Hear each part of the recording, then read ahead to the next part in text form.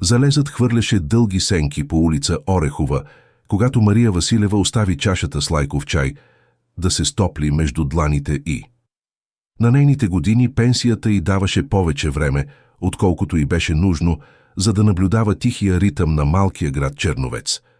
През прозореца й се виждаше почти цялата улица, редица стари къщи, някои с обрасли дворове, други съживени от млади семейства, които се връщаха от града, търсейки спокойствие.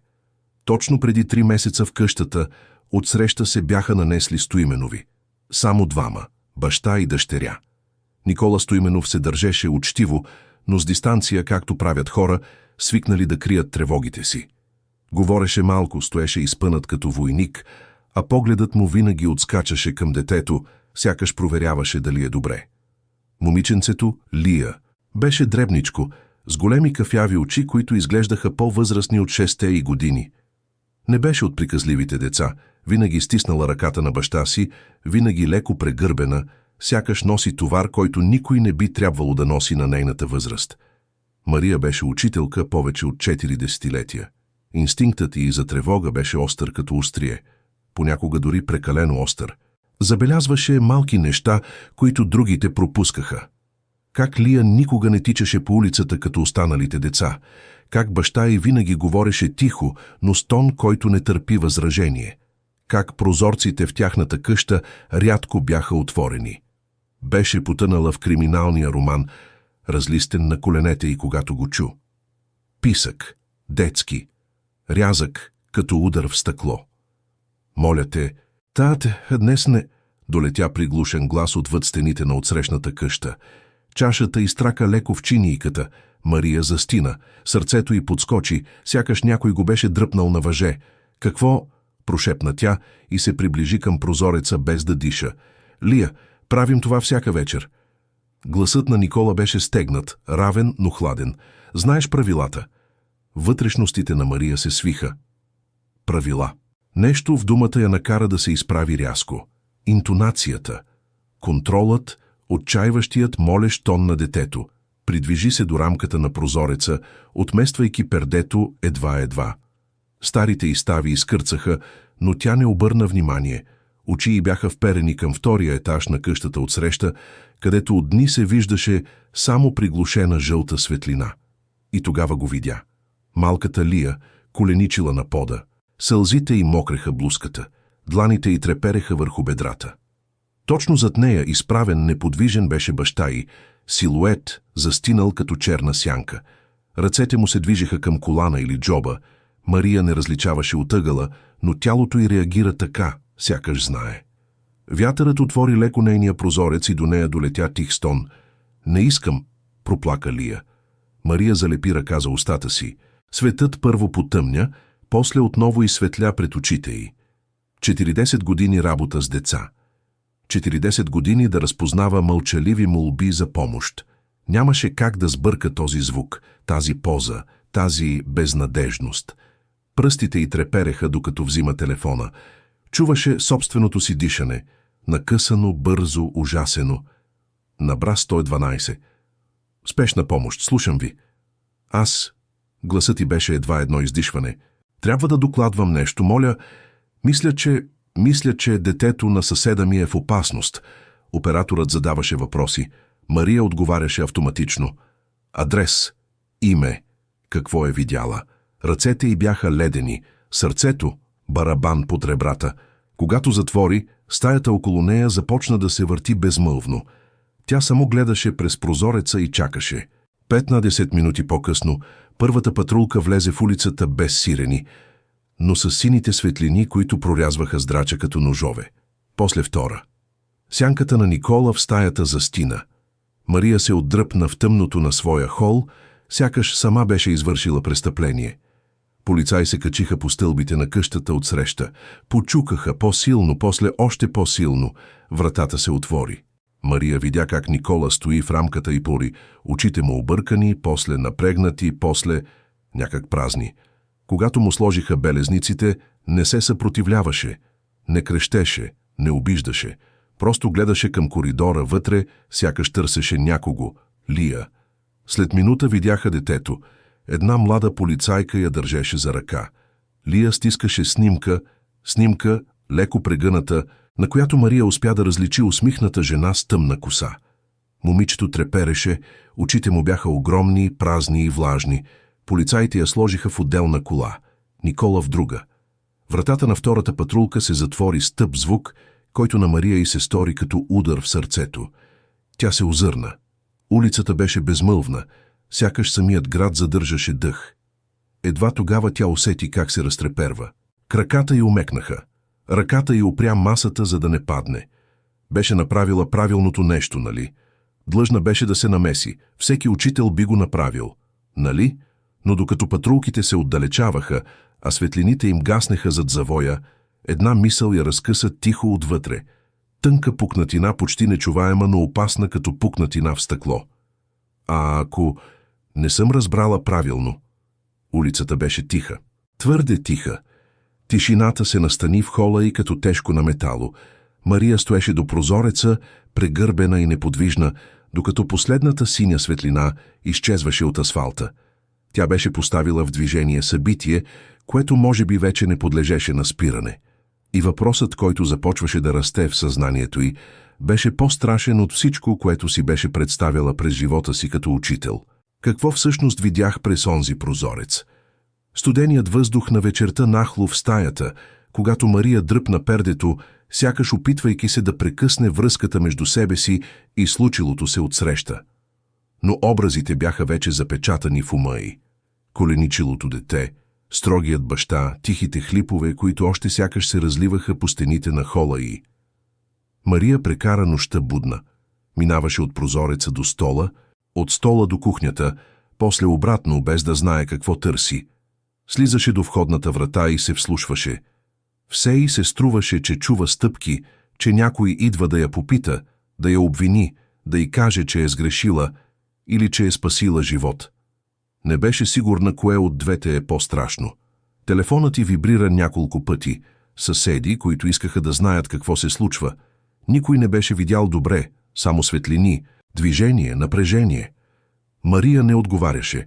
Всеки разговор щеше да я принуди да назове случилото се на глас, а това означаваше да застане лице в лице с решението, което бе взела.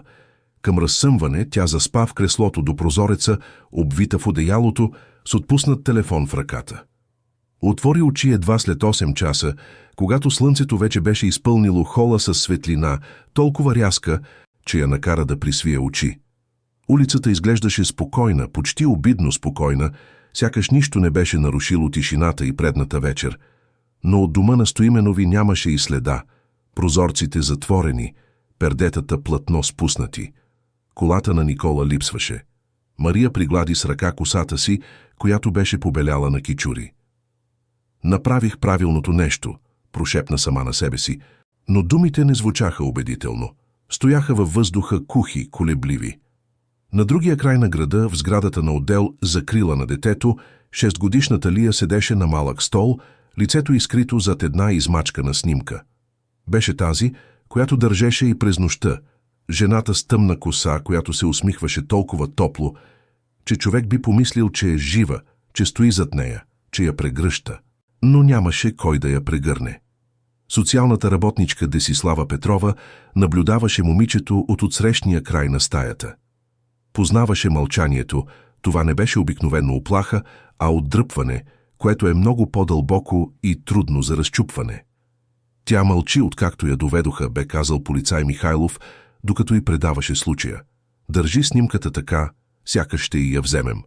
Десислава знаеше, че внезапното откъсване от сигурната среда, дори когато тази среда е под съмнение, може да разруши крехкия свят на едно дете. Затова се приближи бавно, премерено, като човек, който не иска да изплаши ранено животинче. "Лия", каза тя нежно, "аз съм Деси. Искам да те опозная, ако ти е удобно." Момичето не помръдна. Само пръстите й се стегнаха около снимката. "Ще се погрижим за теб", продължи Десислава. "Искам да знаеш, че си в безопасност." Думите не достигнаха до детето или поне не го трогнаха. Лия беше като малка статуя, затворена в мълчанието си. Десислава въздъхна вътрешно.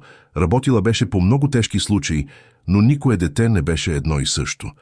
Някои се разказваха през сълзи, други мълчаха седмици, трети се усмихваха, сякаш нищо не е станало, докато нощем крещяха в съня си. Но у Лия имаше нещо различно. Не беше просто страх. Беше тъга. Дълбока, зряла тъга, която не би трябвало да принадлежи на 6-годишно дете. «Ще отида до дома ви по-късно», каза Десислава така, че Лия да я чуе. «Да взема някои твои неща. Любима играчка, пижамка, ако ти е трудно да спиш без тях». Тогава Лия помръдна. Едва забележимо повдигна поглед, толкова бавно, сякаш очите й тежаха. И кимна. По-скоро механично, отколкото осъзнато, но беше знак. По същото време Никола Стоименов седеше в малка стая в районното управление. Ръцете му бяха отпуснати върху коленете, а погледът вперен в една точка на стената. Беше висок мъж с рамене, които говорят за минало в армията, но сега изглеждаше прегърбен, смален, сякаш някой бе поставил върху гърдите му огромен камък. «Господин Стоименов», каза детектив Йотов, който водеше разпита, «разбирате, че трябва да проверим сигналите за опасност за детето». «Искам да видя Лия», изрече Никола, без да повиши тон. «В момента е при социалните». «Добре, но трябва да съдействате». «Нямате право да я държите далеч от мен», каза той спокойно, но в думите му имаше стомана. «Имаме», отвърна детективът, докато не установим какво се е случило. Никола стисна юмруци. Жили на дланите му изпъкнаха от напрежението. «Нищо не се е случило», каза той. «Нищо. Само нашата вечерна рутина». «Рутина?» повдигна вежда Йотов. Никола преглътна тежко. Нямаше смисъл да се опитва да обяснява без контекст, без Лия, без да знае кой е видял, какво е чул. И тогава, за първи път от началото на разпита, в очите му се появи страх. Не ярост, не вина, страх. Тя плачеше, добави детективът тихо. Защо? Вратата на стаята сякаш се сви. Въздухът стана по-гъст. Никола сведе погледа си към ръцете. Същите ръце, с които беше държал дъщеря си. Утешавал, люлеел в нощите, когато споменът за майка й я караше да се буди с писък. «Защото», започна той, но гласът му пресъхна. «Защото и липсва». Детективът го изучаваше, нямаше как да повярва само на това, но не видя в думите му измама. Видя умора, видя нещо счупено, някъде дълбоко. Към обяд новината вече се беше разнесла из Черновец. Някой бил видял полицейските коли, друг чул, че имало насилие, трети казал: «Аз още от началото не го харесвах». Слуховете се разтапяха и пресъздаваха, изкривявайки истината. Когато съседката Яна почука на вратата на Мария с домашна баница и нетърпящо противоречие любопитство, Мария вече беше на ръба. «Какво стана?» прошепна Яна с блеснали очи. «Всички говорят. Ти ги видя първа, нали?» Мария отвори уста и я затвори. Думите заседнаха. «Видях ли? Или повярвах, че виждам?» Но не каза нищо. Само се усмихна напрегнато и затвори вратата след гостенката си. Когато остана сама, Мария се облегна на стената. За първи път от онази вечер я осени мисъл, която я накара да се хване за гърдите. «А ако съм сбъркала? А ако съм направила най-страшната грешка в живота си?» Улицата беше тиха, но вътре в нея кипеше буря, която тепърва предстоеше да се разрази. Следобедното слънце вече се накланяше към хоризонта, когато Десислава Петрова получи известие за новия случай. Беше дала клетва към професията си още в деня, когато завърши университета, но никога не бе свикнала с най-трудната част – децата, които мълчат, стискат снимки като спасителни въжета и отказват да погледнат света в очите. Всеки такъв случай бе нов, непредсказуем, едновременно като отворена рана и като загадка, която трябва да бъде разгадана, за да бъде спасен нечий малък живот. Десислава остави папката на бюрото си и поведе погледа си по тънките редове. Лия Стоименова, 6 години. Майка, починала преди 2 години. Баща Никола Стоименов, без криминални прояви. Сигнал – съмнение за домашно насилие, подаден от съседка. Червената отметка в горния ъгъл гласеше: «Необходимо спешно действие». Десислава издъхна тихо. Очакваше труден ден, но не чак такъв. Когато влезе в стаята, в която Лия беше настанена, първото, което видя, беше гърбът на момичето. Седеше на детския стол, отсветителна книжка пред нея, но нито една страница не беше докосната. Моливът лежеше криво върху масата, но Лия не го държеше. Дланите й бяха свити около снимката, която сякаш бе единственото, което я държеше, свързана с реалността. Десислава се приближи бавно. Лия. Гласът й беше едновременно тих и топъл, като крайна приказка, който нашепва утеха. Аз съм Деси. Ще съм до теб, докато всичко се изясни.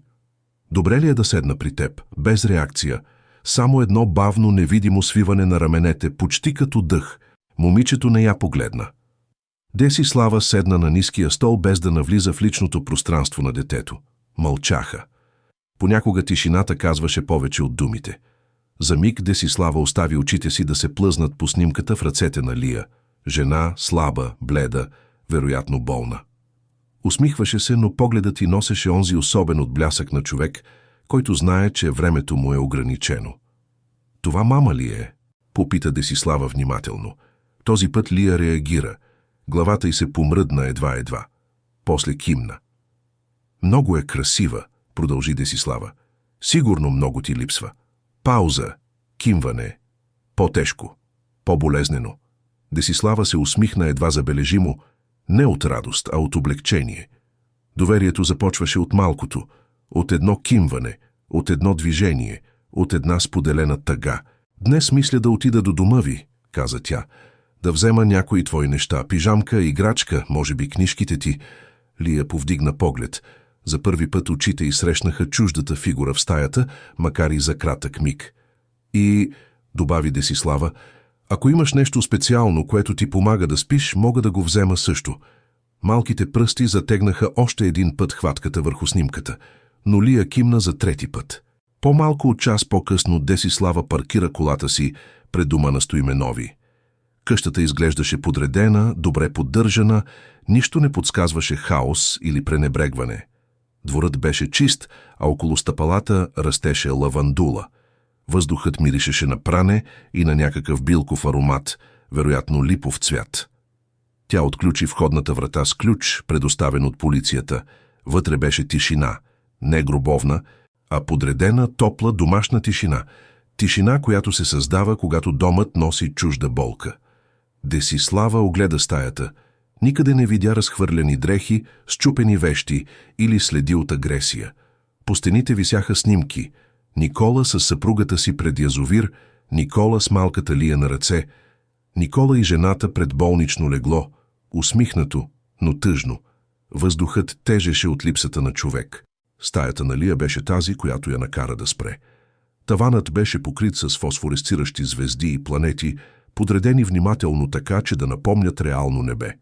На бюрото имаше малък телескоп. На стената рисунки на комети, на съзвездия. А над леглото една голяма рисувана на стената луна, под която бяха написани детски букви «За мама». Десислава усети парене в гърдите. Тогава забеляза и друг детайл. Бебефон, нов модел, оставен на нощното шкафче. Светеше зелената лампичка. Работел, дори сега. Тя го взе в ръце. Изглеждаше странно за дете на 6 години да има бебефон, освен ако бащата не е бил сам в борбата с нейните нощни страхове. Върна го на мястото му и се наведе да огледа шкафа. Между книги, албуми и няколко детски играчки видя тефтер, кожена корица, леко изтъркана. Взе го внимателно като артефакт от друг, непознат живот. Отвори го. Започнах упражненията за дишане с Лия днес. Терапевтката каза, че може да помогне за тревожността и... Чувствам се странно да уча 4-годишно дете на военни техники за дишане, но за сега това е единственото, което мога да й дам. Десислава прелисти. Лия снова попита за мама. Казах и, че звездите са като очи, които светят за нас. Армията ме научи да се моля в тишината, на колене, да слушам. Сега го правим заедно. Не знам дали Бог ни чува, но Лия се успокоява. Още една страница. Тази нощ не искаше да се коленичи. Проект за деня на майката в детската градина. Разплака се. Трябваше да настоя. Това е единственият начин да й помогна да се справи. Десислава затвори очи. Нещо я засегна толкова силно, че трябваше да седне на ръба на леглото. Беше виждала родители, които наистина вредят децата си. Беше виждала и такива, които се борят отчаяно, правейки всичко грешно, защото не знаят по-добре. Тук нямаше нито насилие, нито агресия, имаше болка. Двама души, които дишат в тъмното, опитвайки се да не се изгубят. И една съседка, която беше чула един фрагмент от този свят, погрешно интерпретиран, изваден от контекст и преобразен в нещо страшно. Когато се върна в детския център, Лия седеше на същия стол, но този път беше обърнала глава към прозореца. «Лия», каза Десислава със съчувствие, «донесох ти нещо». Извади от чантата меко одеяло, синьо, с пришити звезди. Лия се протегна към него и го притисна към гърдите си. За първи път от сутринта в очите й се появи искра. Мъничка, но истинска. «Това е от стаята ти», добави Десислава. «И телескопът ще донеса по-късно, ако искаш». Лия повдигна глава. Гласът й беше слаб, колеблив, като прегракнала струна. «Тате, ще дойде ли?» Това бяха първите думи, които изрече от ареста. Десислава коленичи до нея. «Работим по това, Лия. Ще направим всичко възможно». Но вътрешно знаеше, истината беше по-сложна и много по-болезнена. След тежкия разговор с Лия, Десислава се върна към офиса си, за да подготви официалния протокол за посещение на адрес. Докато попълваше документите, тя усети, че ръката й леко трепери. Не от страх, а от усещането, че се доближава до нещо важно, нещо, което можеше да разтвори дълбока рана или да излекува погрешно обвинение. Тя запали колата и потегли към дома на Стоименови за втори път. Слънцето вече клонеше към залез, отсветявайки хоризонта в пръсковено и златно. Улица Орехова изглеждаше различно през този час, тиха, почти празна с онзи домашен мир, който се усеща само в малките градове. Мария Василева видя колата й от прозореца. Тя беше стояла там от сутринта, като пазителна тайна, която не знае какво да прави. Сърцето й отново затуптя, когато забеляза социалната работничка да отключва дома на Стоименови. Зад вратата сякаш се криеше самата истина, тази, от която тя се страхуваше най-много. Вътре къщата беше точно такава, каквато я остави, подредена, чиста, премерено уютна. Но този път Десислава се движеше с още по-голямо внимание. Тя имаше задачата да открие следи, сигнали, предупредителни знаци, но вместо това откриваше история. В хола, подредени симетрично, стояха семейни снимки. Личеше, че са ги избирали внимателно. Не бяха шумни празнични кадри, а тихи, значещи моменти. Никола и Лия с ръце, изцапани с брашно, пред маса с недовършено тесто. Снимка от парк, бащата държи дъщеря си на рамене, а тя сочи нагоре към някаква птица. Момиченце, което се усмихва до жена с шал на главата. Жена, която вероятно е преминавала през тежко лечение. Десислава се спря пред тази снимка. Жената в нея не изглеждаше болна по онзи стереотипен начин, който хората си представят. Тук имаше сила, топлина, решителност и още нещо – приемане. Десислава погледна към дъното на рамката. Въгъла имаше дата, написана с тънък маркер. Беше от времето, когато Лия е била на 4, годината, в която майка й е починала. Точно до снимките стоеше малка дървена кутия. На нея имаше изящно издълбана звезда. Когато Десислава я отвори, вътре откри писма, сгънати внимателно, ластик, който ги държеше, и малко кутийка сребърни обеци, същите, които се виждаха на снимката на жената. На едно от писмата пишеше «За Лия, когато стане достатъчно голяма».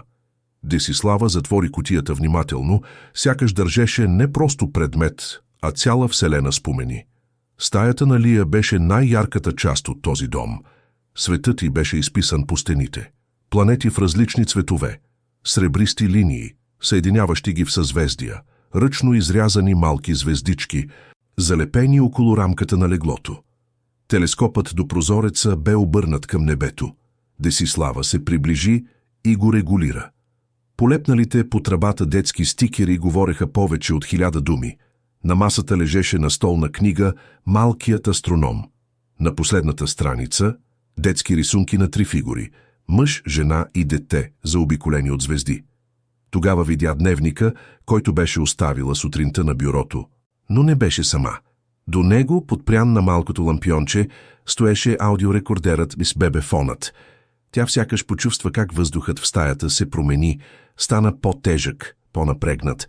Дори тишината сякаш чакаше да чуе какво ще последва. Десислава взе устройството и го включи. Пръстът й се задържа над бутона «Play». Тя си пое дълбоко дъх. Ако чуя нещо, което потвърждава насилие, трябва да действам незабавно. Но в гърдите й се бореха две истини. Една професионална, която настояваше за обективност, и една човешка, която започваше да вярва на Никола още преди да е чула записа. Натисна бутона. Първо се чу статичен шум, онзи характерен леко дращещ звук на включващо се устройство. След това тихо, уплашено хлипане. Лия. Моля ти се, тате, днес не искам... Гласът й беше отчаян, уморен. Десислава усети как нещо в нея се свива, но не спря записа. Лия, правим това всяка вечер. Знаеш защо? Гласът на Никола беше твърд, но не жесток. Нямаше надигнат тон, нямаше заплаха. Имаше строгост, но и търпение. Странната смесица на родител, който се опитва да поддържа ред, когато и той самият се разпада. Не искам. Децата в училище казаха, че е глупаво да говорим на небето. Казаха, че мама не може да ме чуе. Пауза. Дълга. Наситена с плач. Достатъчно, Лия. Гласът на Никола стана по-мек, почти шепот. Коленичи. Точно така. Сега дишай, вдишай, издишай. Чуваше се ритъмът. Един дълбок дъх на възрастен, един кратък, неравен дъх на дете, което се опитва да следва. Затвори очи. Представи си звездите. Мама е там. Ние сме тук. Но мислите ни стигат до нея. Хлиповете затихваха. Ти си смела и силна, както майка си. Малко, почти несмело детско прошепване. Мамо, липсваш ми. Записът спря. И в тишината, която последва, Десислава разбра нещо, което промени хода на разследването. Това не беше зло. Това беше скръб. Тя се върна в хола, поставяйки бебефона обратно на масата. Усещането в гърдите й беше тежко. Смесица от гняв към несправедливостта на ситуацията. Съчувствие към Никола и дълбока, прегаряща тъга към малката Лия. Това дете не е жертва на насилие, прошепна сама на себе си, а жертва на грешно разбрана любов. И на една жена, която, водена от добри намерения, беше направила най-опасното нещо, объркала една болка с друга. В този миг Десислава осъзна, истината трябваше да бъде казана. И то скоро. Иначе щеше да се случи нещо непоправимо. Десислава седеше в колата си пред дома на Стоименови, с бебефона още в ръцете си. Не го беше осъзнала, но го стискаше толкова силно, че кокалчетата й бяха побелели. Трябваше да се върне в центъра, но не можеше да помръдне. Записът продължаваше да отеква в съзнанието й, тихите хлипове на Лия, с подавеното, но меко коленичи, дишай. Прошепнатото «Мама е там». Грешката беше толкова горчива, че почти пари в гърлото. Съседката беше подала сигнал с най-добри намерения, но намеренията никога не бяха достатъчни. А за някои семейства, особено като това, грешно подаденият сигнал можеше да означава разруха. Когато тръгна от улица Орехова, вечерта вече се сгъстяваше в розово-лилави сенки, а въздухът носеше мирис на липа. Десислава шофираше мълчаливо, без радио, без мисли, само с чувството, че държи в ръцете си една крехка вселена, която можеше да рухне, ако я подпре неправилно. В центъра Лия седеше със свит гръб в един от ъглите на детската стая. Беше наметнала звездното одеяло върху раменете си и го стискаше така, сякаш ако го пусне, светът ще се разпадне. Погледът й се беше вглъбил в нещо далечно, някъде далеч отвъд стените на стаята, отвъд света на възрастните. Когато Десислава влезе, детето не се обърна. «Лия», започна тя внимателно, сякаш се промъкваше в помещение пълно с чуплив порцелан. Върнах се. Момичето прехапа устна. Беше малък жест, почти невидим, но достатъчно показателен. Някой я беше научил да се овладява, когато е оплашена. Да не вика, да не крещи, да не плаче шумно. «Донесох ти още нещо», продължи Десислава, отваряйки чантичката си. «Искаш ли да го видиш?» Тя извади малък плюшен заек, износен от гушкане. Лявото му ухо беше леко прегънато. Лия не помръдна. Десислава се поколеба за миг, после коленичи на пода пред нея и постави играчката на килима. Заекът падна леко настрани, сякаш очакваше някой да го вземе. Лия го погледна. После бавно премести одеялото от лицето си и се наведе към играчката. Десислава видя как пръстите й започват да се движат, първо бавно, после по-бързо, докато не я хвана и притисна към гърдите си. Първата бариера се беше разтопила. Лия, каза Десислава, като се усмели да седне на пода до нея. Знам, че си уплашена. Нормално е. Но татко ти, тя внимателно избра думите си, много те обича. Момичето повдигна глава. Очите й бяха влажни, но не от плач, по-скоро от надежда или от нужда. Ще го видя ли? Попита с почти нечуваем глас. Десислава се усмихна леко. Ще направя всичко, което мога, за да стане скоро. Но вътрешно знаеше, че скоро означаваше, ако системата позволи.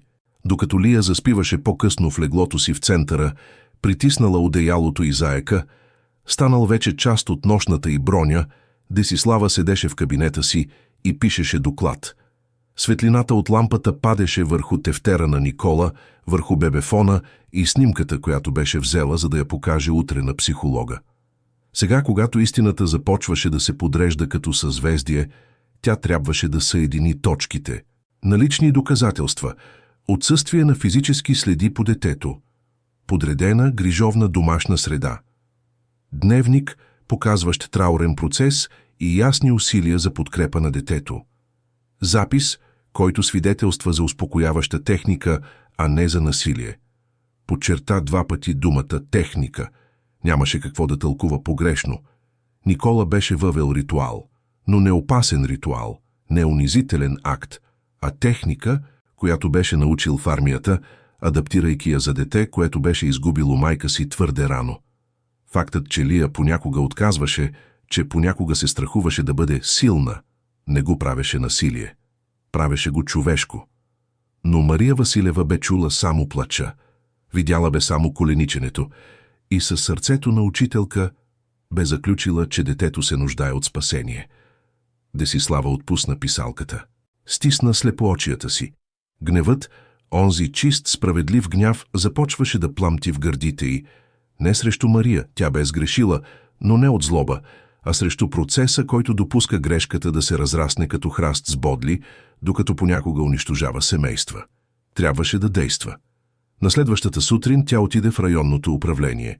Никола беше там от 2 дни, уморен, изгладнял, с лице, което бе загубило част от цвета си. Очите му бяха подпухнали, сякаш не беше мигвал. Вдигна глава, когато тя влезе, а в погледа му проблесна надежда и страх да не се окаже напразна. «Господин Стоименов», каза тя спокойно, «аз съм социалният работник по вашия случай». «Лия», прекъсна я той веднага, «добре ли е, яла ли е, спала ли е?» «Тя е добре», увери го Десислава. «Грижи му се за нея». Никола затвори очи. Издиша тежко, с треперещи устни. «Господин Стоименов», започна тя внимателно, «разгледах дома ви, видях дневника ви и чух записа от бебефона». Той преглътна. «Каквото и да сте чули», гласът му се пречупи, «Аз никога...» «Знам», прекъсна го тя тихо. «Чух любовта ви». Никой не беше подготвен за момента, в който мъжът, който изглеждаше като скала, остави ръцете си да паднат безсилно на бюрото и скри лицето си. Тихо, почти без звук, тялото му се разтърси. «Опитвам се всеки ден, но понякога просто не знам как да бъда и майка, и баща». Десислава седна срещу него. «Няма родител, който да знае. Но вие сте там, не сте избягали, не сте се сломили. Тя има вас». Той кимна, без да поглежда. «Ще работим заедно», продължи тя. «И ще поискам съдът да разгледа случая незабавно. Трябва Лия да се върне при вас. Изведнъж светът се стабилизира пред него». «Благодаря», прошепна той. Само ми я върнете». Когато Десислава напусна районното, държеше в ръцете си папка, която тежеше много повече от няколко листа хартия. Тежеше като съдба. Тази папка можеше да скъса едно семейство завинаги. Или, ако тя направеше правилните стъпки, можеше да го събере отново и да го излекува. Денят беше необичайно тих за сградата на отдел закрила на детето. В коридорите почти нямаше движение, а слабият шум от компютри и клацането на клавиатури сякаш звучаха по-глухо от обикновенно. Десислава вървеше към кабинета на началничката си, Йоана Панделиева, с усещането, че всяка стъпка тежи двойно. В папката, която държеше, се криеше цялата истина за случая Стоименови, но истината сама по себе си не беше достатъчна. Тя трябваше да бъде призната, приета, одобрена от система, която понякога обичаше да се крие зад протоколи. Когато почука и чу краткото «влез», Десислава вдиша дълбоко и прекрачи прага. Йоана седеше зад бюрото си, жена с твърд поглед и уморени очи, която беше виждала повече случаи на разбити семейства, отколкото би и се искало да признае. Именно тази умора беше причината да бъде толкова предпазлива и толкова строга. «Какво имаме по случая?» попита тя, още преди Десислава да беше седнала. «Много», отвърна Деси и постави папката на бюрото. «И мисля, че е време да внесем доклад в съда за незабавно връщане на детето при бащата». Йоана я изгледа дълго, без да мигне. «Това е рисковано. Сигналът е сериозен. Съседката... Мария, нали?» «Да. Тя е бивша учителка, има репутация. Смята, че е чула насилие. Това е достатъчно, за да сме предпазливи». Точно това беше моментът, заради който Десислава беше подготвена. Тя отвори папката и извади първо дневника. «Вижте това». Подаде го към началничката си. Това е неговият дневник. Той не крие нищо. Няма насилие. Има скръб, има страх, има усилия. Огромни усилия. Четете. Йоана прелисти няколко страници, лицето й придоби по-мек израз, но тя не позволи на съпричастността да надделее. «Дневникът може да бъде интерпретация», каза тя предпазливо. «Родителите понякога пишат това, което искат да покажат». Десислава го очакваше. Затова извади бебефона. Устройството беше малко, почти невинно, но тежеше повече от всеки документ в папката. «Добре», каза тя. «Тогава чуйте». Йоана скръсти ръце, сякаш се подготвяше за нещо неприятно. Десислава натисна плей. Първите секунди на записа изпълниха стаята. Шепот, треперещ плач, онзи разкъсващ звук, който всяко дете издава, когато се бори с емоция, която не умее да изрази. Йоана ги слушаше напрегнато. Очите й се присвиха. «Моля ти се, тате, днес не искам». И тогава гласът на Никола. Не крещящ, не унижаващ, не заплашващ. Стегнат тих, но изпълнен с онова, което Десислава познаваше много добре. Отчаяна грижа, контролирана болка. «Лия, правим това всяка вечер. Вдишай. Издишай. Точно така. Аз съм тука, не си сама». Йоана не помръдна. Лицето й започна да се променя. Първо напрежение, после изненада, после нещо като облегчение и накрая вина. Записът продължи. «Ти си смела. Мама те чува. Ние говорим на нея, не на небето». И тихият детски шепот. «Мамо, липсваш ми». Когато записът свърши, тишината в кабинета беше почти физическа. Йоана остави бебефона върху бюрото, но ръката й трепереше леко. Тя се облегна назад и прокара ръка по челото си. «Това...» започна, но думите й се оплетоха. «Това не е насилие». «Не е», потвърди Десислава. «Това е тъга. Това е ритуал за справяне, грешно разбран от една жена, която е мислела, че прави добро». Йоана затвори очи за миг. Детето няма следи от побой, няма следи от пренебрегване. Домът е подреден, бащата е съкрушен и има нужда от дъщеря си. Завърши Деси тихо. Йоана отвори очи, този път по-малко предпазливи. «Добре, ще изготвим становище и ще препоръчаме незабавно връщане на детето. Но трябва да проведем заседание». Десислава кимна. «Ще говоря с прокуратурата, с полицай Михайлов, с всички, които трябва». Йоана се изправи, бавно, сякаш тежестта на решението се беше преместила върху раменете й. «Но Деси», посочи я началничката леко строго, увери се, че този баща наистина може да се справя. Травмата е тежка. Утехата понякога може да се обърне срещу него самия. Десислава се усмихна леко. «Ще работя с него и с Лия, но това семейство има шанс, ако не им пречим. Същия следобед тя се върна в детския център. Лия седеше на малката маса с отсветителната книжка, но този път беше запълнила половин страница с тъмносини и жълти дръскулки. Беше нарисувала звезди и малка фигура в средата, момиче с вдигнати нагоре ръце. Когато Десислава се доближи, момичето се обърна към нея. В очите й вече нямаше онази празнота от предните дни. Имаше надежда. «Тате!» прошепна тя. «Кога?» Това кога пробуде Десислава по-дълбоко от всичко друго. Тя коленичи до нея. «Скоро ли е? Много скоро. Работим за това». Очите на момичето се напълниха, но не от страх, от облегчение. Тя сграбчи плюшения заек и го притисна към бозата си. Няколко часа по-късно Десислава седеше в стаята си, подготвяйки финалния текст за делото. Работеше дълго, подчертаваше, редактираше, допълваше. Съставяше описанията с хирургическа точност. Всяко изречение беше важно, всеки детайл можеше да бъде решаващ. Когато най-накрая затвори документа, беше вече тъмно. Светлините на града се отразяваха в стъклото, а тя усещаше едно особено чувство, което рядко изпитваше в тази професия. Чувство за справедливост. Този случай беше тежък, но обратим, за разлика от толкова много други. Тя изключи лампата и се облегна назад. Мислите й бяха вече при утрешния ден. Денят, в който Никола щеше да получи шанс да се бори за дъщеря си. Денят, в който Лия щеше да види баща си отново. А истината, тази крехка, но силна истина, щеше да застане между тях като защитна стена. Сутринта на съдебното заседание беше необичайно тиха.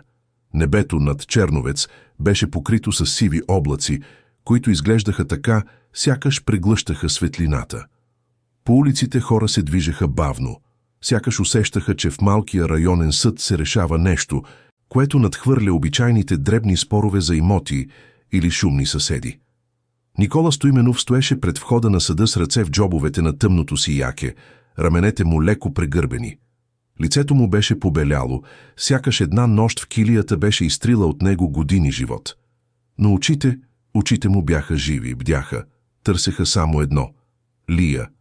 До него стоеше назначен адвокат, млад мъж, почти момче, но с увереност, която показваше, че знае как да се справя в подобни казуси. Никола не беше казал почти нищо по пътя до тук. Единствено, ще я видя ли днес? Адвокатът беше отговорил: ако съдията разреши, ще направя всичко възможно. Когато Десислава Петрова пристигна, държейки папката с доклада, погледът на Никола се залепи за нея. Тя му кимна кратко, не като чиновник, като човек, който носи надежда. Всичко е готово, каза тя тихо. Прочетох становището няколко пъти, то е ясно. Силно, подредено. Благодаря, отвърна той. Престанах да вярвам, че някой може да ми повярва. Аз ви вярвам, каза Деси. И сега това ще стане официално. Съдебната зала беше малка. Дървени пейки, стар климатик, който бръмчеше нервно, и висока катедра, от която съдията гледаше света отгоре с леко уморен поглед. Съдия Велев беше мъж на около 60, с прошарена брада и спокойствие, което не може да се научи от книги, а само чрез десетилетия решения, понякога справедливи, понякога болезнени. Секретарката нареди на присъстващите да седнат. Прокурорът от местното районно отделение беше млад, но стегнат, с ръце скръстени зад гърба. На една от пейките вляво седеше Мария Василева, приведена напред, с прегърнат шал, който стискаше като щит. Очите й бяха зачервени. Когато съдията произнесе «Делото, закрила на детето срещу Стоименов» се открива, въздухът в залата се сгъсти, сякаш натежа върху всички. Първа започна прокуратурата. Уважаеми съдия, каза прокурорът, ние се позоваваме на подаден сигнал за опасност за непълнолетно лице. Съседката, Гежа Мария Василева, е чула силен плач, молби и команди, които представляват сериозно основание за съмнение. Взели сме детето под защита. Бащата е задържан за 48 часа, докато се изяснят фактите. За нас е важно да бъдем предпазливи, логични думи, премерени, но студени. Тогава съдия Велев повдигна поглед към Десислава. Гежо Петрова, отдел закрила на детето. Готова ли сте със становището? Тя се изправи. Гласът й беше стабилен, но вътрешно усещаше как всяка дума е като стъпка по тънък лед. Да, уважаеми съдия, разгледах подробно всички аспекти на случая. Посетих дома на бащата, разговарях с детето, разполагам с дневника на бащата, записи от устройството в детската стая, медицински и психологически становища. Прокурорът се изправи за възражение. Записът е непотвърден. Напълно достатъчен е. Прекъсна го съдията. Продължете, Гжо Петрова. Десислава отвори папката. Първата страница беше копия от дневника на Никола. Бащата е въвел ритуал за успокоение, базиран на техники за дълбоко дишане, които е научил по време на армейската си служба. Техниката включва коленичене и контролирано дишане. Целта е детето да се справя с чувството на загуба след смъртта на майката. Мария вдигна рязко глава. Дъхът й секна. Записът ясно показва липса на агресия, продължи Деси. Плачът на детето е свързан с емоционална болка, не с страх от бащата. Няма физически или медицински доказателства за насилие. Прокурорът се опита отново. Но детето е молило: не искам днес. Защото ритуалът е натоварващ емоционално, отвърна Деси спокойно. Но той не е опасен. Децата често отказват и терапевтични сесии, когато ги боли. Съдията я слушаше съсредоточено. Лицето му беше неподвижно, но очите внимателни. Заключението ми е еднозначно, завърши тя. Няма насилие, има траур, има опит за адаптация към загубата. Детето трябва да бъде върнато на бащата възможно най-скоро. В противен случай ще нанесем допълнителна травма. Тишината, която последва, беше като тънък лед, който всеки чакаше да чуе дали ще се пропука. Съдия Велев се облегна назад и свали очилата си. Искам да чуя Гежа Василева, каза той. Мария подскочи. Не беше очаквала това. Моля, каза тя, гласът й леко трепереше. Аз мислех, че детето е в опасност. Но тя преглътна. Това, което чух в записа, беше... Погледът й се насълзи. Беше недоразумение. Аз сгреших. Думите й излязоха дрезгаво, но честно. Тя ги изрече като покаяние. Никой не ви обвинява, каза съдията, но трябва да бъдем внимателни. Тогава съдия Велев се обърна към Никола. Ген Стоименов, искам да ви задам един въпрос. И искам честен отговор. Защо този ритуал? Защо толкова настоявахте? Никола се изправи бавно, тялото му беше отключено от емоции, но гласът стабилен. Защото, започна той и се спря. Защото това беше единственият момент от деня, в който Лия заспиваше без кошмари. Когато жена ми... Той затвори очи за миг. Когато жена ми си отиде, Лия започна да се буди всяка нощ с писъци. Не можеше да диша. Плачеше, че ще забрави лицето й. Терапевтката ми каза, че ритуалите дават опора. Аз не можех да я спася от смъртта на майка й, но можех поне да спася съня й. Тишината се сгъсти отново, но този път беше различна. Тежка не от напрежение, а от състрадание. Съдията кимна бавно. Съдът постановява детето Лия Стоименова да бъде незабавно върнато при своя баща. Препоръчвам продължаване на психологическа подкрепа за двамата. Делото е закрито. Никола се отпусна. Сякаш някой беше вдигнал от гърдите му камък, толкова тежък, че го бе прегъвал към земята. Десислава почувства как и нейните рамене се отпускат за първи път от дни. Мария избърса очите си с трепереща ръка, а в погледа й имаше не само вина, но и огромно облегчение. Но най-силният миг тепърва предстоеше. В коридора пред залата социалният работник отведе Лия. Малкото момиче стоеше с одеялцето си, държейки плюшения заек. Очите й се разшириха, когато видя Никола. Тя пусна одеялото и заека и хукна към него. Тате, викът й беше висок, чист, пробивен, като глътка въздух след дълго задържане под вода. Никола падна на колене, разпери ръце и я погълна в прегръдката си. Раменете му се разтърсиха, но този път не от страх, а от освобождаване. Тук съм, прошепна той в косата й. Тук съм, моето момиче, няма да те оставя. Лия зарови лице в гърдите му и се разплака. Точно така, както трябваше да плаче едно дете, което се връща у дома. В този коридор, между студените стени на съда, светът най-накрая изглеждаше правилен, справедлив и изпълнен с надежда. Къщата на Стоименови отдавна не беше толкова тиха. Въздухът вътре носеше мирис на топла супа, влажни детски коси след баня и прах от отворени шкафове. Отдавна не избърсван, защото никой не беше очаквал толкова скоро домът отново да е пълен. Но въпреки тази уютна нормалност, в стените сякаш се криеше напрежение. Като нишка, опъната между две крайности, допирът на безопасност и сянката на страх. Лия беше заспала едва преди час, сгушена в звездното си одеяло, с плюшения заек под бузата.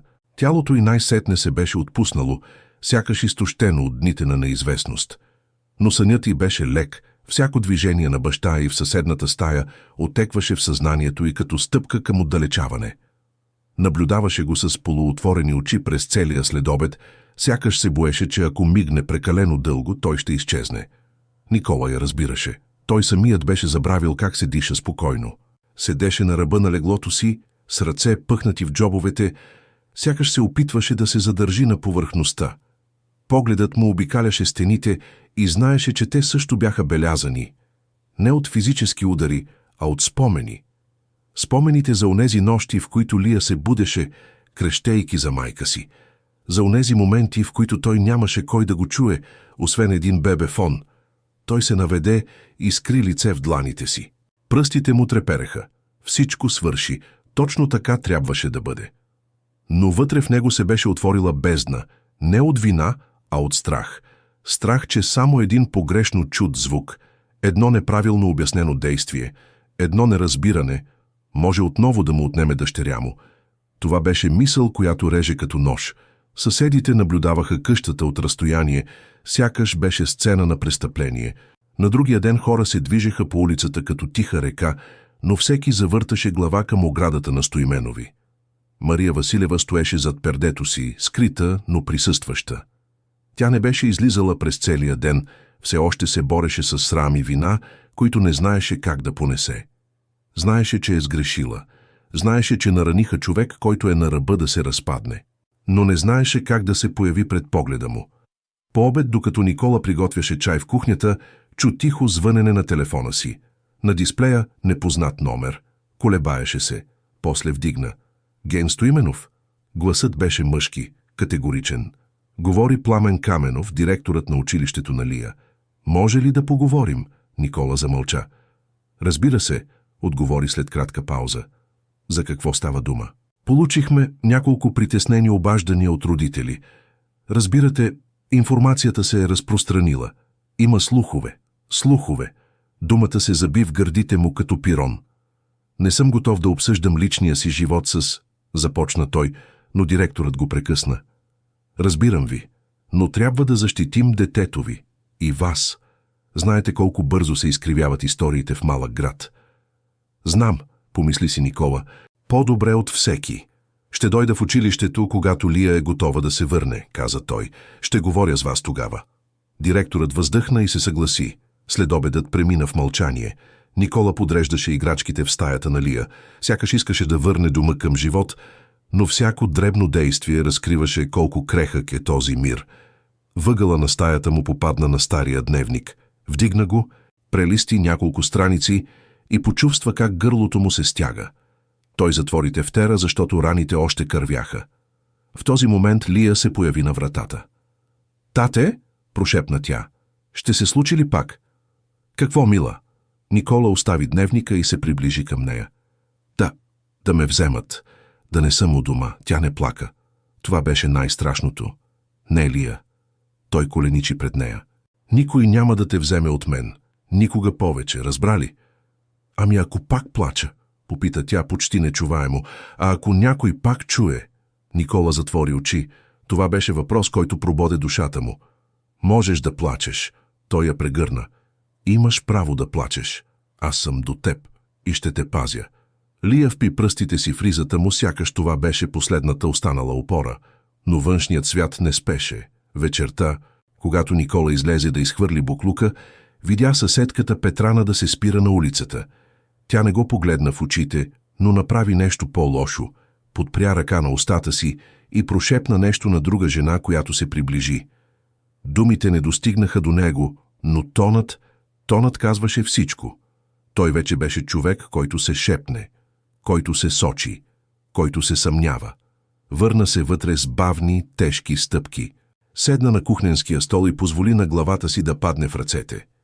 В този миг изведнъж осъзна, не съдът беше най-голямото предизвикателство, а общността. Хората. Погледите, мълвите.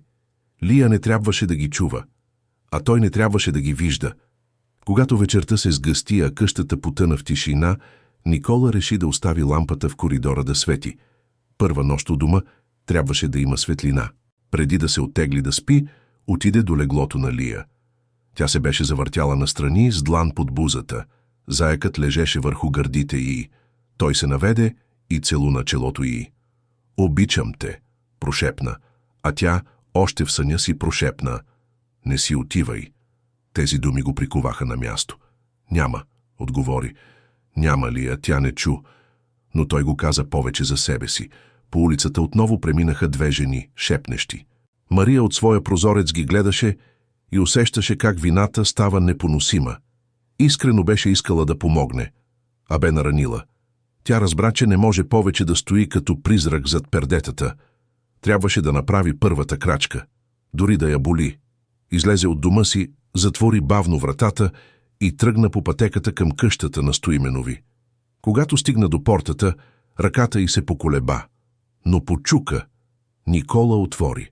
Лицето му остана спокойно, но дъхът му се промени. Леко, почти незабележимо.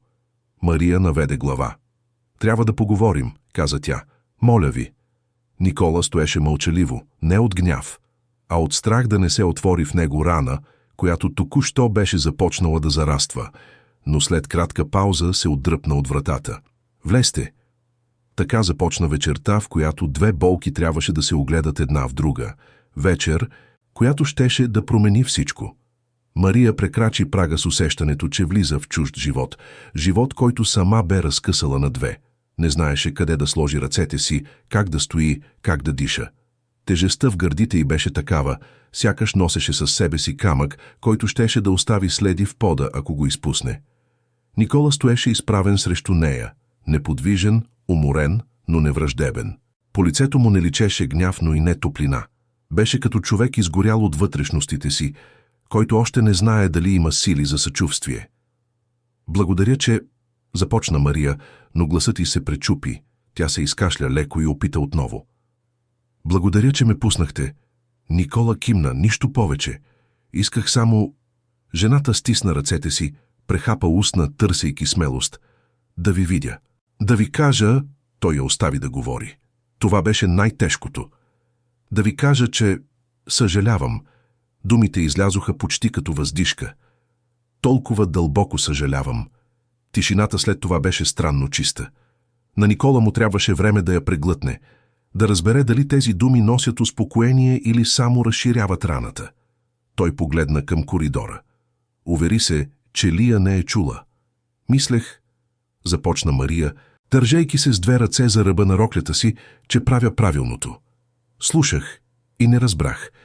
Видях и не успях да видя истината». Никола прекара длан по лицето си. Пръстите му трепереха. В очите му се събра нещо тъмно, не омраза, а болка. «И аз разбирам», каза той тихо. «Беше тежко за всички. И за вас, и за Лия». «Не», Мария вдигна рязко глава. «Не сравнявайте. Вие сте баща. Аз съм една глупава жена, която чу плач и реши, че знае всичко». Тя пое рязко въздух. «Ако можех да върна времето», Никола я прекъсна. «Никой не може». Това не беше упрек, беше факт. И Мария го прие така. Тя пусна ръкавите си, сложи чантата на масата, отвори я бавно и извади малък кош с шарена кърпа отгоре. Дръпна я. Вътре имаше топли броеници, онези домашни, с семена розмарин, лавандула и борови връхчета, навити на тънък канап. Миризмата беше опойваща, като лято на село, като спокойствие, което се диша. «За Лия», каза Мария. Майка й миришеше на лавандула, помня. Видях го в една снимка. Помислих, че може да й хареса. Това беше моментът, в който нещо се пречупи в Никола. Не гневът, той се беше изпарил още в съда, а напрежението. Усуканият възел в гърдите му се отпусна. Леко. Благодаря ви, каза той, и този път думите бяха истински. Мария трепна. Тя не очакваше прошка. Знаеше, че няма право на нея, но той вече и я даваше, може би в малки частици, ронливи като пръст, но истински. Докато стояха неловко един срещу друг, от стаята на Лия се чу тих шум. Детето се беше размърдало. Може би беше станало. Може би се беше оплашило от сенки или звуци. Никола тръгна първи към коридора. Ако искате, изчакайте тук, каза той на Мария, но тя го последва тихо. Вратата беше леко открехната. Лия седеше в леглото, разтърквайки очи с опакото на една малка ръка. Когато видя баща си, усмивката й се появи мигновенно, онзи истински разгръщащ се лъч, който би разтопил най-студения лед. След това погледът й се премести към Мария. Мария застина. Сърцето й подскочи в гърлото. Не беше сигурна дали Лия я разпознава, дали ще се уплаши, или, по-лошо, дали ще си спомни кой е подал сигнала. Но Лия не се сви, не се отдръпна. По-детски невинно тя само попита. Ти... коя беше? Мария едва не се разплака. Аз съм Мария, мила, каза тя тихо. Живея отсреща. И много се радвам, че си у дома. Лия се замисли. После кимна, сякаш това беше всичко, което трябваше да знае. Децата имат странна способност да приемат света по начина, по който възрастните са забравили. Имаш ли да дадеш нещо на Лия? Попита Никола, като погледна към коша. Да, прошепна Мария. Едно малко нещо. Тя се приближи бавно до леглото и извади една от броениците, най-тънката, със светлолилава лента. Винаги успокоява, каза тя. Правена е от мен, отдавна. Лия протегна ръка и я взе, повъртя я между пръстите си, после я поднесе към носа си, очите й светнаха едва забележимо. Мирише хубаво, каза тя. Мария си пое дълбоко въздух, като жена, която най-после издиша след дни задържано дишане. Радвам се, мила. Когато се върнаха обратно в хола, Мария чувстваше краката си като памук. Не знаеше какво още има право да каже. Но Никола заговори пръв. Лия има нужда да вижда добри хора, каза той. А не страхливи. Мария разбра намека. Или по-скоро поканата. Ако някога, започна тя, нямам претенции, но ако някога има нужда от помощ, от грижа, от спокойствие, аз съм тук, всеки ден. Никола кимна. Ще ви потърся. И аз ще ви търся, отвърна тя. Не за да се оправдавам, а за да поправя. Ако изобщо може да се поправи. Сега той я погледна в очите, дълго. Сякаш проверяваше дали думите й са истински. И там, в този кратък обмен, в тази простичка човешка пукнатина, се появи първата светлинка на нещо като доверие. Когато Мария си тръгна, вечерта вече беше паднала. Въздухът беше влажен, но топъл. Когато стигна до своята къща, застана на прага и погледна назад. В прозореца на Стоименови светеше само една лампа, нежна, приглушена. И за първи път от дни тя усети, че може да спи.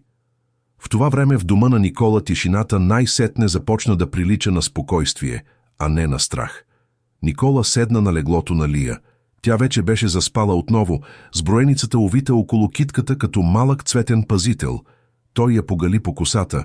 Всичко ще се оправи, прошепна. За първи път думите му звучаха вярно. Тази вечер, за пръв път от много време, в този дом се появи място за нещо, което двамата бяха изгубили – надежда. Сутринта в Черновец беше от онези редки сутрини, в които въздухът носеше усещане за свежест, сякаш нощта е измила улиците от шепоти и тревоги. Слънцето се показа между два сиви облака, разкъса ги и озари квартала с меко, жълтеникаво сияние. Никола се събуди преди Лия. Беше първият му истински спокоен сън от дни. Не дълъг, не без сънища. Напротив, сънува я как тича към него, както в коридора на съда, но сън, който не оставяше тежест. Отиде в кухнята и си направи кафе. Гледаше през прозореца към двора на Мария и се чудеше дали тя също е будна. Внезапно той вече не гледаше към този двор с подозрение, а с ново усещане – възможност. Лия се появи след малко в коридора по пижама с разрушена коса. Тате, прегърна го около кръста, имаше мирис на кафе, значи си буден. Той се усмихна. И тук винаги ще има мирис на кафе, когато сме заедно. Лия притисна лице към него и за миг всичко изглеждаше крехко, но правилно. След закуска Никола предложи да минем до двора на Мария, да й благодарим още веднъж. Лия се замисли. Прекалено дълго. После кимна. Не от задължение, а от онова детско любопитство, което се връща, когато травмата започне да отстъпва. Дворът на Мария беше подреден както винаги. Стария орех хвърляше голяма сянка над тревата, а по пътечката имаше сакси из турта, мушкато и онези сенки от босилек, които тя винаги съдеше до стената. Това беше дом, в който се усещаше ръка. Грижлива, самотна, но постоянна. Мария беше навън, поливаше цветята. Когато видя Никола и Лия, спря. Не от страх, а от изненада. «Добро утро», каза Никола. «Дойдохме да поговорим и да ви благодарим». Лия направи крачка напред и вдигна малката си ръка. «Искам да ви кажа, че броеницата много ми хареса». Мария се усмихна толкова широко, че очите й заблестяха. «Радвам се, мила, радвам се повече, отколкото можеш да си представиш». Настъпи кратка пауза, не неловка, а заредена с нещо ново. Приемане. Тогава Мария направи нещо неочаквано. «Искате ли да видите нещо?» попита тя. «Идвайте». Поведе ги към задната част на двора, към старата дървена площадка. Някога преди години той беше наблюдателен кът, малък подиум от дъски, подкрепени с стари метални колове. Сега беше почти рухнал. Част от парапета липсваше, а гредите бяха изгнили. «Това беше мечтата на съпруга ми», каза Мария тихо. «Любител астроном, обичаше да гледа звездите. Тук прекарвахме цели нощи. Искаше да сложи телескоп, да кани деца от квартала, да им показва съзвездия». Лия погледна нагоре към останките от платформата. «Може ли?» промълви тя. «Да се поправи?» Мария въздъхна. «Само ако някой знае как». Никола вдигна поглед към конструкцията, после към жената. После към дъщеря си, която гледаше това място със същия поглед, с който понякога гледаше луната. «Знам как», каза той. «Правил съм такива на терен. Ще е работа, но може». «Наистина ли?» попита Мария. «Да», Никола се усмихна леко. «А и мисля, че Лия ще се радва на такова място». Лицето на момичето светна. «Тате, може ли да гледаме оттам падащите звезди?» «Може, мила». Той я погали по косата. «Може всичко». Те застанаха тримата до платформата. Дори в упадък тя вече не изглеждаше като изоставено място. Изглеждаше като нещо, което просто чака да бъде възстановено. Ремонтът започна още същия следобед. Никола донесе инструменти от дома си. Стар чук, отвертка, метър.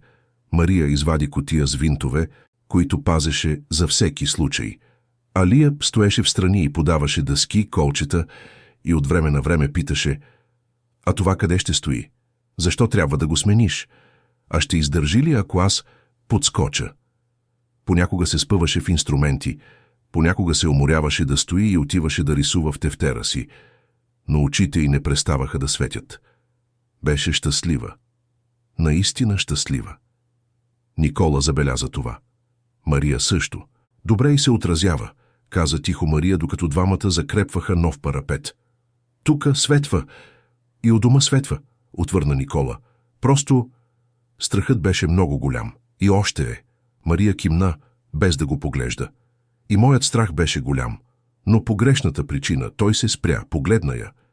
И тогава разбра, че този ремонт не беше само за платформата, а за тях. И за улицата, и за общността». Мария продължи: «Някои рани не се виждат и се бъркат с други рани. Аз не разбрах това. Ти го разбираш по-добре от мен. Всеки прави грешки», каза Никола. «Важното е какво правим после». Отговорът му беше обикновен, но Мария го прие като дар. Когато платформата беше почти готова, слънцето вече залязваше. Небето бе порозовяло, звездите започваха да проблясват. «Тате!» извика Лия. «Готово ли е да се качим, бъри?» «Почти», усмихна се Никола. «Има още 2 дъски, утре ще го довършим». Лия надо уснички, но после кимна. Мария я хвана за ръка и каза: Знаеш ли, когато съпругът ми беше жив, имаше една традиция. Всеки път, когато види първата звезда за вечерта, си намисля желание. А какво си пожелаваше? Попита Лия. Мария се усмихна тъжно. Никога не ми каза.